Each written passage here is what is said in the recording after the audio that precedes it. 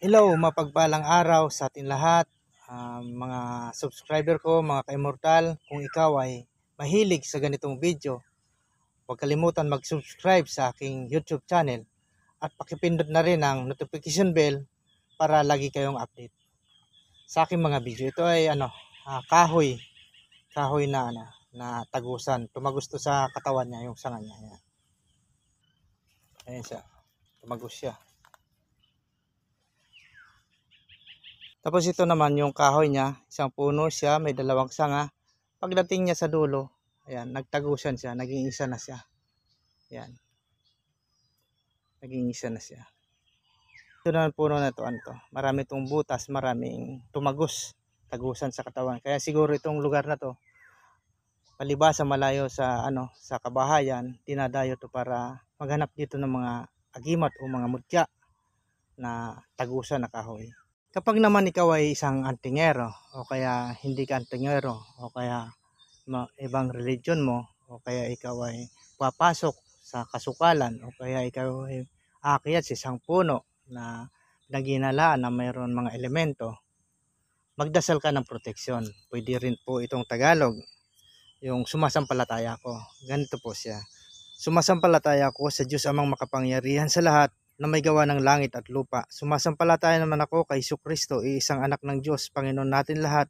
Nakatawad siya, lalang ng Espiritu Santo, ipinanganak ni Santa Mariang Berhen, nagpakasakit ni Poncio Pilato, pinako sa krus. Pagdating po dun sa pinako sa krus, itutulak niyo yung kahoy. Kung kayo naman ay papasok sa kagubatan, pagdating po dun sa pinako sa krus, itatadyak niyo yung paa niyo sa lupa para may proteksyon kayo.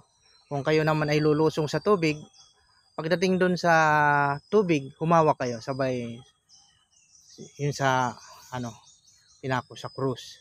Ito naman nagyakapan yung sanga, tapos tumusok, tapos naging isa. Yan. Ito naman siya, sanga siya pagkatapos tumusok sa katawan, tapos naging isa na siya. Yan. Tapos ito naman yung sanga niya. Tumusok siya sa katawan. Ito yung malupit, sanga niya. Ayan galing siya sa baba, tapos tumusok siya sa katawan. Ayan Pagtagos niya, kinuha naman ng antingera. Ayan. Ginamit sigurong mutya. Ayan. Ito naman ganun din, tumusok sa katawan. Pero ang madalas, ang mga nakikita ko dito na mga kahoy na tumusok yung sanga sa katawan, karamihan mga pinagkuhanan na ginawa nilang mga mutya o agimat o anting-anting ng mga antingero. Tapos ito, magkahiwalay siyang puno. Tumagos siya kasi may butas yan.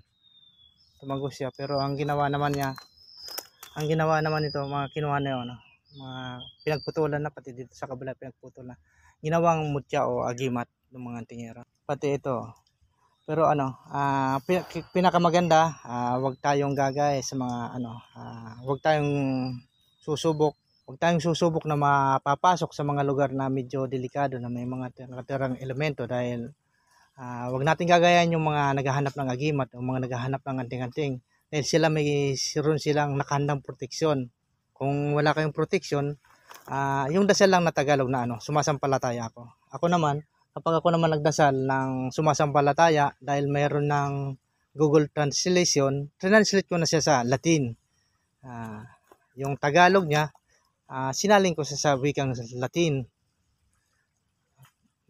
Ganito naman siya: Credo in Deum Patrem Omnipotentem Creatorem Cele et Terra in Iesum Christum Filium Eius Unicum Dominum Nostrum qui conceptus es de Spiritu Santo natus ex Maria Virgine passus sub Poncio Pilato crucifixus mortuos et sepultus descended ad infiernos tertia de resurrexit mortuis ascended ad celos sed ad dexteram Dei Patris omnipotentes inventoros est judicer vivus et mortuus. Sinaling ko na siya sa Latin. Yun ang kaganda ng may Google Translation, kaya hindi na natin kailangan yung manghingi pa ng ng mga Latin na orasyon. Pwede natin yun, maghanap tayo ng mga dasal, o pwede tayong gumawa ng dasal na Tagalog, tapos i-translate natin ng Latin. Ito naman, Lods, malupit to. Yung niya, yung ugat niya tumusok, tumagusto sa sa bato, sa coral. Kaya malupit din tong antingero na to. Okay, salamat sa panonood sa aking YouTube channel. God bless you all. Ingat tayo lahat.